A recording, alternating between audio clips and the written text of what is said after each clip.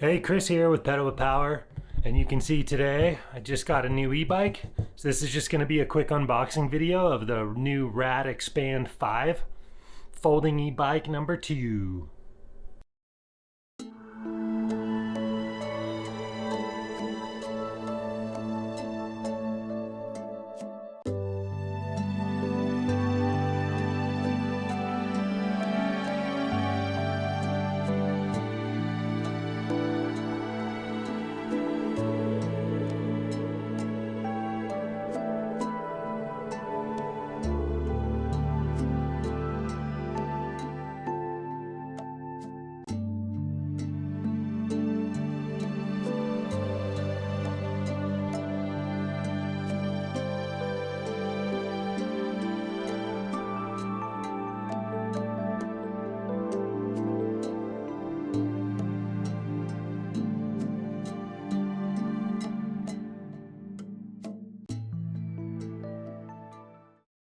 But essentially that's it. So I'm gonna finish it up, charge it up, and then go for a ride.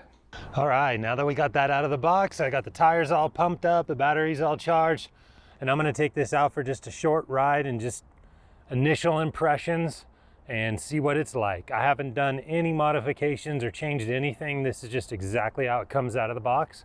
So let's go for a ride. So this is the first test ride, right out of the box. Actually, technically it's the second test ride because I did test ride it yesterday when it was sunny, but the footage was no good. So I'm out here this morning doing it again. And the first thing I noticed riding, well, the first thing when I took it out of the box is the brakes were very poorly adjusted, as was the derailleur. I did a video on how you can adjust your disc brakes and how to adjust your rear derailleur. The rear derailleur on this is a little different than the one in the video. So are the brakes, but the adjustments are the same. Soon I'll do another video specific to this Rad Expand 5. So once you do get it out of the box and air up your tires, check everything over, adjust the brakes and the shifting, what you want to do when you first ride it is you want to burn in your disc brakes. And to do that, you just get some speed and then lay into like one brake. And then get a bit more speed again. And then you can lay into like the front brake. And then get some speed again and kind of keep repeating that while you're laying into the brake, really squeezing on the brake lever hard. And that's gonna burn in the brakes and it's gonna help them grip a lot better and keep them from squealing long term. But so far this thing's pretty zippy. So the stock one, I haven't done any changes at all to this. This is just right out of the box. And it comes with, if you can see, this kind of analog controller.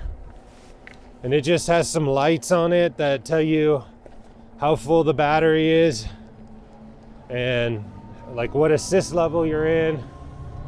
Helps you turn on your lights and power the bike on and off.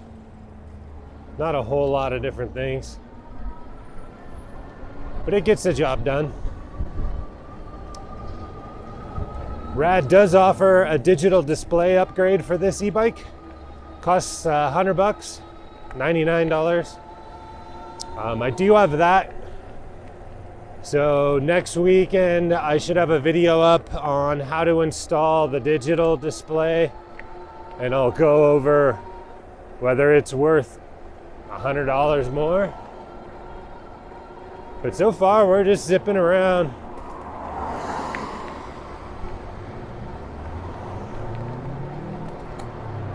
Another thing I'm noticing, a lot of cars out here. Good old morning traffic. More people need to get e-bikes. Stop driving so much. So I'm gonna turn up here and go up into this neighborhood where it's quieter. And there's a good steep hill here. So this hill will be a good test. I'm just gonna throttle it up the hill. So now I'm not pedaling, this is just throttle only. So this Rad Expand 5 does have a 750 watt motor. So my only other hub motor bike is the Electric XP 2.0, which has a 500 watt hub motor. And just with the throttle, this is able to get me up this hill. So that's pretty cool. But with this basic display here, there's no speedometer, so it doesn't tell me how fast I'm going. I'll do another climb test once I get the digital display on, so I can really see what it's doing.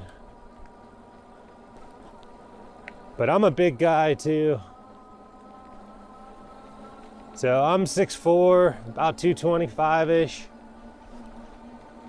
And obviously out of the box, this bike's a little small for me. So I have the seat as high as it'll go, and I'm definitely not getting leg extension. But I kind of knew that because it says on the Rad website that it's not meant for guys my size. However, of course, I have a fix for that. So next week I'll have videos up on how you can lengthen the size of this e-bike a little bit, make it fit taller riders. I do kind of like the BMX style handlebars. Those are kind of nice. Gives you a little more room up here. Put your phone. That's where I'll be putting the digital display.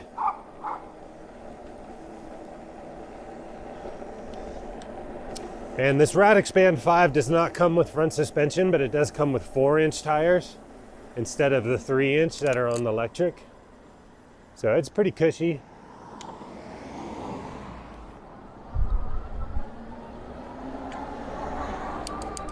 You definitely get up to speed a lot faster with that 750 watt motor.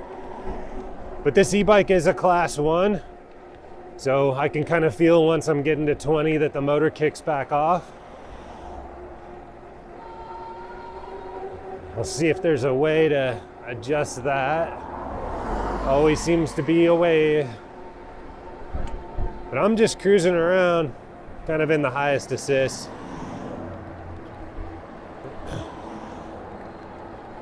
But all in all, first impressions, it's pretty cool. If you're just getting this bike brand new, right out of the box and don't want to do any upgrades or anything, I would say maybe a 6-foot person at the most. Even that's probably going to feel a little small without changing the seat post and the stem. It's just not a really big bike. But it's not designed to be. So I'm just gonna zip back home. And if you're new to my channel, I test out e-bikes all the time. I only have a couple right now because I can't afford to buy every e-bike out there. But I'll keep doing a whole lot more tests on this Rad Expand if you're thinking of buying this one.